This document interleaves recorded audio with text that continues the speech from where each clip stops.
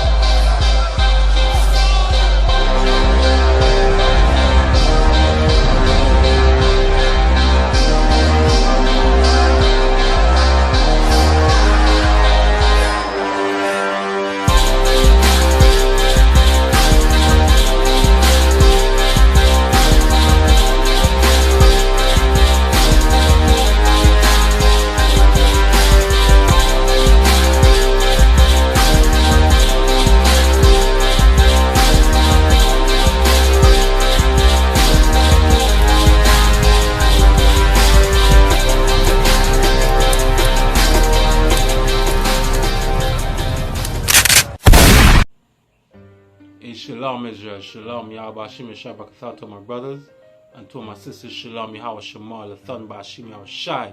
I'm Priest and Officer Galwan from the I.S.U.P.K. in Trinidad and Tobago under Commanding General GEN.YAHANNA. Since 1969, we have been teaching that blacks, Hispanics, and Native Indians are the lost 12 tribes of Israel. Alright, so today I just want to bring out a little bit history of Trinidad and Tobago, the slavery. Alright, some history about slavery in Trinidad and Tobago.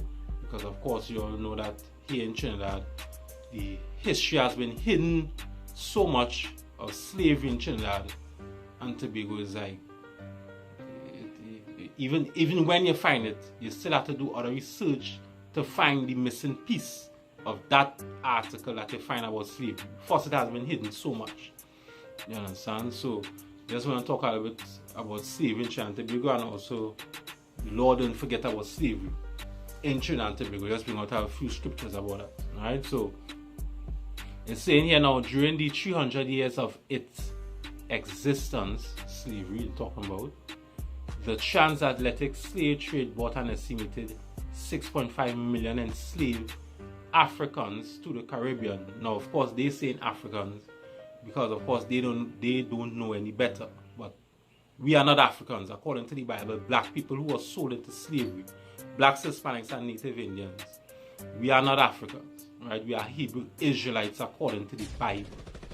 You understand? Well, of course, they will know any better because they're in the world, right? They're not in truth, right? So, of this number, 44,002 enslaved Africans were brought to Trinidad and Tobago. The journey to the Caribbean and other parts of the New World is known as the Middle Passage. Right, so the New World is the Western Hemisphere. The New World is like Colombia, Brazil, Jamaica, the Caribbean, Trinidad and Tobago, the United States, Argentina. Right, that is the New World, the Western Hemisphere of the Earth. And of course, the Middle Passage is when they went into the West Coast of Africa, got the Israelites, and carried us into the Caribbean or the Western Hemisphere of the Earth, which is the Americas. So we didn't understand this was an inhumane process, right? So it was a very cruel process. It was a very brutal process, which included capture and enslavement of black people, right? Again, they saying Africans because they don't know no better. But according to the Bible, we are not Africans, we are Hebrew Israelites. If we was Africans, the Africans would, since slavery was abolished, the Africans would have gotten all the guns and whatever weapons they have in Africa, come across into the United States of America, come across into Colombia, come across into Brazil, come across into Trinidad and Tobago, and kill all white people for enslaving us. Right? But of course, they know that we are not Africans. That's why they never fought for us. Right? So I just reading on here. The journey to the coast and other departure points. Right? So the journey to the coast and other departure points was an inhumane process. Right? The storage and packaging for shipment, right? The way how they stored us and packed us like sardines. You understand? It was inhumane. Right? The transatlantic crossing, right? the scale and distribution in the Americas, and finally the adjustment to the Americas. So everything was just an inhumane process, you understand? We died, just the shipment just going across from the West Coast Africa into the Americas. They say it was about 99 million, right, of black people, of enslaved black people had died just on the shipment alone. Everything was just an inhumane process. They packed us like sardines in the ship. Everything was just inhumane, right? So they're saying here now, those who collapsed from hunger, sickness, or exhaustion, and who could not be whipped or goaded into continuing, were abandoned to the vultures and wild animals. So this is something very if you could really take this in, right? Hunger. So we collapsed from hunger, meaning what? Those white bastards, right? Or those white people, and they never used to feed us to make us feel full. Then, you know, we had a full meal. We was hungry, and they was whipping us whilst we was hungry to do the work on the plantation.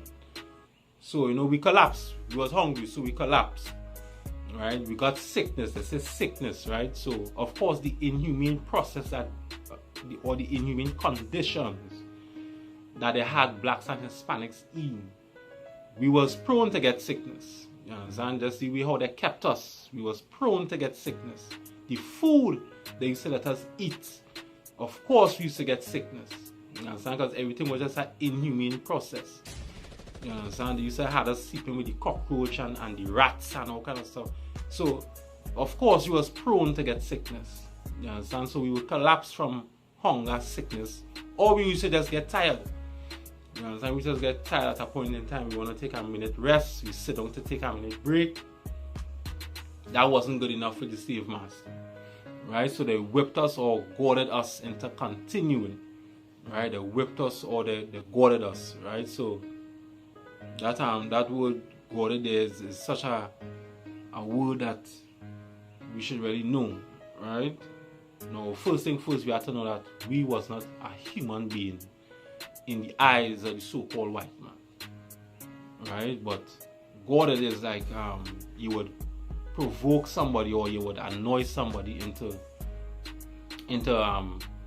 an action, into getting an action or a reaction out of that person, right? That is goaded, right? But that is a human, right? But we wasn't considered human, we was considered properties, right? So goaded is another term that they would use. They would use a spiked stick on an animal to make them move. They would choke this stick on an animal to make them move, right? So this white man, you say, either whipped us or choke us with a stick to make us continue working. So we tired from sickness. He used to poke us with this stick or whipped us to make us continue working. We fallen from hunger or exhaustion or sickness. If those things don't work, whipping us or goading us, if those things don't work, he will leave us to the vultures and the wild animals, right? The white man, he's a goddamn man. The Lord is going to deal with him, right? That is all we need to know. The Lord is going to deal with the so-called white man, right? And those other races that had us in slavery too, right? And those other races that had us in slavery. It says many letters which were heated red hot and used to brand the owner's mark onto the slave's flesh. Alright, so metal letters which were heated red hot. So you used to take like metal letters and heated red hot and burn it on the slave's flesh to mark them. Alright, so it was like a brand. You used to mark it on the slave's flesh of the owner's mark, right? So whatever the owner's mark is, they would brand it on the slave's flesh so that people would know that, all right, this slave here, this is for this owner. All right. Also, they say a young healthy man, right, a good domestic, and who can make himself serviceable in many capacities. Right? For a particular inquire at this office. This was the September the 19th, or the 19th of September, 1829. Right? So now they're selling a young, healthy man. Right? They're saying he's a good domestic, right? So he could work good in the house. So he's in the house now. Who can make himself serviceable in many capacities now? That is something that we have to watch at, right? They're saying he can make himself serviceable in many capacities, right? That's homosexuality, right? In many capacities. That's forced homosexuality or rape. You understand? He's already working in the house. He's a domestic worker. Then you were to say that he can make himself serviceable in many capacities. You understand? They force homosexuality onto blacks and Hispanics. That is what they do by raping us, molesting us. Right? Again, they say a young, healthy man. You understand? So all that used to go on in slavery here in Trinidad. Right? Another thing you have to know that now, they say at the trading station, they were sold to the white dealers, right? So when he was in the dungeons in Africa, right? When he was in the dungeons in Africa, the Africans sold the Israelites to the white dealers or the Arab dealers in northern Africa. So those Arab dealers or the Arab traders, right? They had a hand to play in slavery as well too. They had us in slavery. Those Muslims up there, the Arabs, they had us in slavery too as well. You understand? Then they were branded before being put aboard the slave ship. So again, they would be branded us. They would brand us before they put us on those slave ships to let we know, alright, this is my property here. They would brand us. You understand? I read into the main part where it says, the slaves was chained or yoked with his neck in the cliff of a forked branch. They were marched to the trading stations, right? So of course, we had a fork around our neck. One fork around our neck is a long fork going to another slave neck. So two of us had this big fork around our neck. Our hands was tied in chains and we was marching, we was walking. All of us, a whole march walking down to the trading station. Alright, so so here's our next important part I want to read. It says some owners worked them cruelly and punished them savagely for the slightest misdemeanor or complaint. So a little complaint we do. We do a little small complaint, or we do a little mistake, we will get cruel punishment for that. Right? One of the punishments, they used to boil us alive in the sugar vats. Right? The sugar vats, because remember Trinidad and Tobago was a sugar plantation. So in the Caribbean here was a sugar plantation. So when we used to give trouble, right? Well, they will call it trouble, right? But we fighting for the rights to be free. Right? So a little complaint, we do a little mistake. You understand? Because we tired and we hungry. You understand? They would throw us in the sugar vats and boil us alive. That is what the so-called white man would do. Alright? It says now the slaves must be worked hard, some argued. There was no reason to wish the slaves to live past their usefulness, right? So there was no reason to let the slave live past his usefulness. So of course, once the slave drop down on the ground because he tired or he hungry, kill him. It had no reason to try to make him get back alive to go past his usefulness. You understand? He can't make no more. He's sick. He dropped down on the ground. Get rid of him. You understand? Now it's saying other slave masters treated their property well. Right? So other slave masters treated their property well. Of course, they didn't say human beings, they say property. Talking about the enslavement of black people, right? But they were still animals that could be bought and sold without the rights of a human being.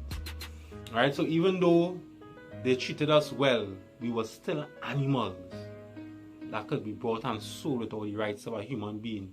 Which means what? Even though we were treated well, we were still being treated cruelly. Right? And that's why you will see in some of the other articles, some of us, we ran away. In the other clippings that I got bring out. Even though we was working in the house, even the house Negroes and all ran away from slavery. First, the cruel was so bad. It was bad for the field Negro and the house Negro.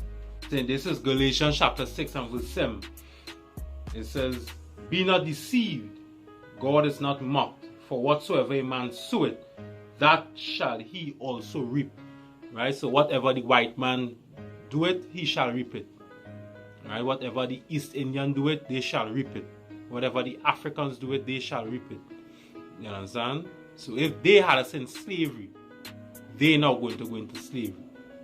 If they just be killing us on a daily basis, putting us in prison on a daily basis, they now go into prison and they go be killed now. You understand? Whatsoever a man soweth, he shall also reap. Right? So we're going to go into Revelation chapter 13 and verse 9. Right? It says, "If any man has an ear, let him hear." Right? It means understanding. It doesn't mean your literal ears. It just means the understanding. If any man has understanding, let him understand what it is going to be spoken of right now here. Right? So there verse 10. "He that leadeth into captivity shall go into captivity." Right? Out of all the races on the planet Earth, every one of them had the Israelites into slavery. Every single one of them had blacks, Hispanics, and Native Indians in slavery. And they will go into slavery now. That is the kingdom of heaven. The kingdom of heaven is when black people, blacks, Hispanics, and Native Indians going to be the slave masters. And the other races going to be our slaves. Because they had us into captivity, they're now going to go into captivity. Alright, so you're going to read on. "He that killeth with the sword must be killed with the sword. Here is the patience and the faith of the saints." Right now, the saints is blacks, Hispanics, and Native Indians. Right? We are the true Jews of the Bible. We are Israel. Right? Anybody else who's saying there's Israel, there's liars. They're from the synagogue of Satan. Those white people who live in Israel right now, they are not Israelites. Right? We, blacks, Hispanics, and Native Indians, we are the lost 12 tribes of Israel. Right? We are the saints of the Bible. Right? And they used to be killing us. But guess what? Because they used to be killing us, Christ, when he comes back, he's going to bathe the earth in a bloodbath. All of these East Indians and Chinese that used to be killing us, all these white men, these white women, all the other races, every race used to kill blacks, Hispanics, and Native Indians, and they're still killing us on a daily basis. Well, when Christ is he's going to bleed the streets with blood of every single East Indian and Chinese and white man, every race has been oppressing black people. Christ is going to bleed the streets with blood of the all blood. You understand? So that is Shalom, Israel. Nobody tell you cry. You know why? Because I never saw you before. But you are a black man like me. And it works. My whole life was trying to find something to follow. Had loyalty, every man tried to borrow. Felt pain and a lot of sorrow. Got betrayed, so packed, I didn't even have my heart broke. Living confused, about to lose hope. Cops got me on the side of the road like a sideshow. Need an antidote before I croak. Now I'm setting fire to rhythm man blues for this guitar smoke. Rebel with no cause, trying to find direction. The world got me vexed. Picked up a bad liquor habit that's hereditary from oppression. Felt like my life was on fire, trying to find an exit. Now look, 10 G's plus a good wreck. Sometimes a follower is a soldier, trying to find a good ship. Plus when you in hell, how do you excel? Wisdom the breath of life, I don't believe in fairy tale. Listen well to what I tell. No calling can cause pain. Something that a rebel knows very well. Can't you tell I was